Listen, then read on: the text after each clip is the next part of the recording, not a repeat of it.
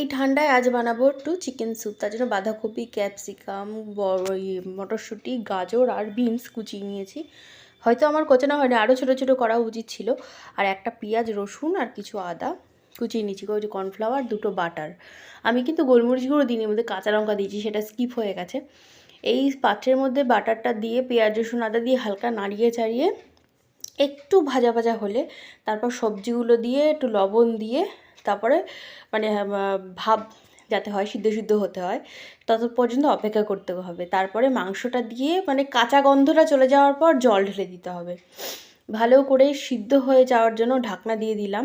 তারপরে কর্নফ্লাওয়ার গুলে রেখেছি, এটা 1 চামচ গুলে রেখে দিয়েছি, আর 3টে ডিম ফাটিয়ে রেখে দিয়েছি, ওটা দিয়ে দিলাম। এবং নুন আর ঝালটা ভালো করে টেস্ট করে দেখো, এটা ফাইনাল লুক। দারুণ হয়েছিল খেতে বন্ধুরা, তোমরা ট্রাই করে দেখতে পারো। উপরে একটু ধনেপাতা দিয়েছি গার্নিশিংয়ের জন্য। তো ভালো লাগলে লাইক করে দিও।